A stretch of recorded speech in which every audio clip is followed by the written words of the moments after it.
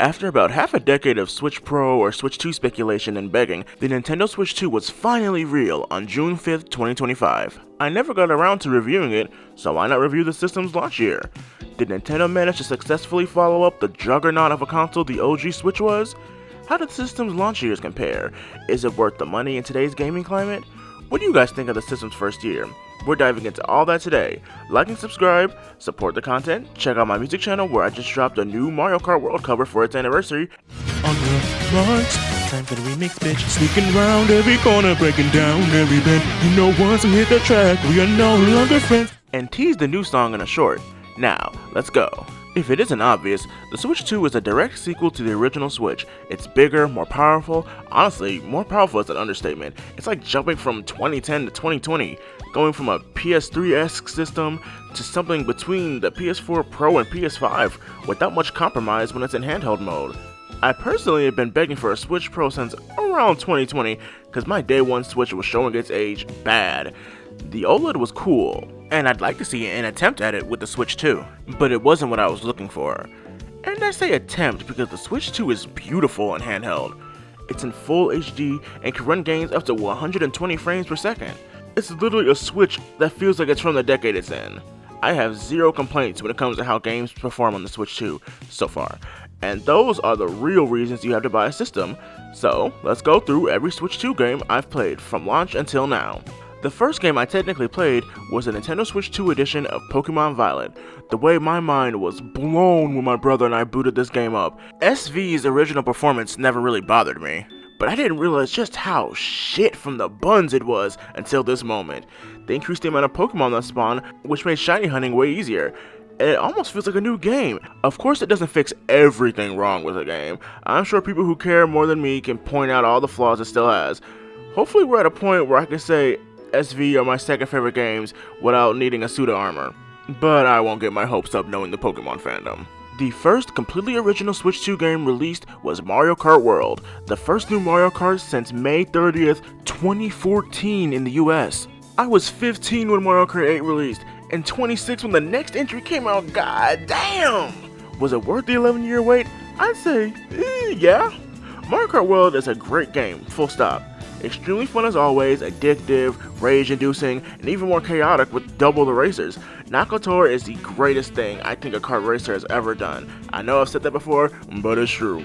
It is so much fun and takes advantage of the new open world. The problem, in my opinion, is that it doesn't take enough advantage of it. There's so many areas and courses Nakotor doesn't touch for some reason. It's easy free LC content, so I hope an update's coming any day now. Part of the reason Mario Kart World has such big shoes to fill is because its predecessor got DLC on the Wii U, a deluxe edition with a new battle mode on the Switch, and then they basically doubled the game with the Booster Course DLC from 2022 to 2023. That game just wouldn't die. I have high hopes Mario Kart World will receive multiple DLCs through its life, because it's great and unique at its core. It just has huge shoes to fill, but giving me King K. Rool will get them at least halfway. Unfortunately, the biggest downside of the game is the price. I don't know what they were smoking over at Nintendo, but this game is absolutely not worth $80. No game is. Buy the game bundled with the Switch 2, or wait till it's on sale, because it's one of the system's highlights. My next game is the Nintendo Switch 2 edition of The Legend of Zelda Breath of the Wild.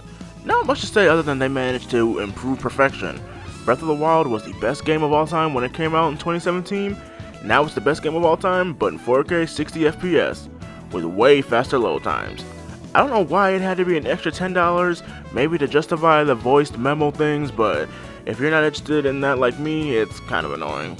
The next big first party game was Donkey Kong Bananza, another one of the Switch 2's highlights.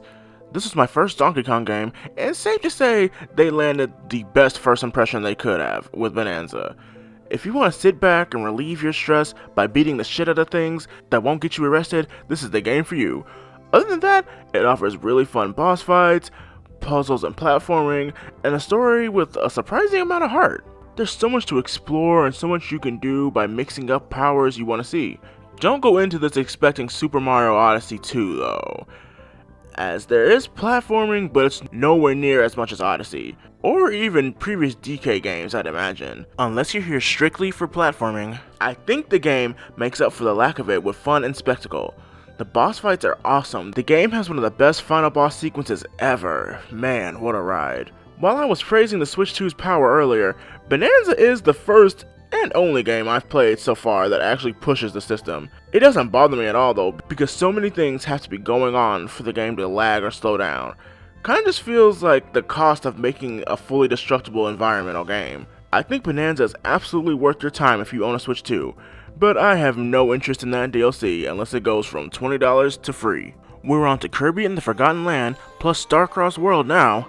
One of my absolute favorite Switch games, was made even better with its Switch 2 edition. The game runs at 4K 60 FPS now, major improvement over the OG that capped at 30 FPS, and has DLC. Funny to say in this day and age, but I never thought it needed DLC. Forgotten Land sits comfortably amongst the greatest 3D platformers in my eyes. It's borderline perfect from start to finish and never left me wanting more. But they gave us more, and it's just more of a great time. The Star-Crossed World DLC gives us heavily remixed versions of previous levels from the game, with a little bit more difficulty than the base game. It's nothing crazy hard cause it's Kirby, but we definitely felt the shift pretty quick. The new songs and remixes are also a great thing. Man, Forgotten Land is just one of the best Nintendo Switch editions I've played. One of Nintendo's best 2 generations in a row. Pokemon Legends ZA is the next game I played. I've already done 2 videos on this game, and even though my opinions on the game have changed, to say the least, they have enough of my general thoughts that I can keep things brief here.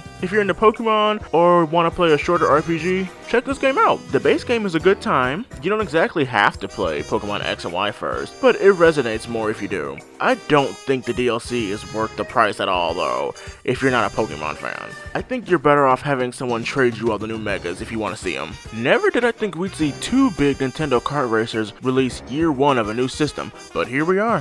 Kirby Air Riders is a niche kart racer full of quality, fun, and love.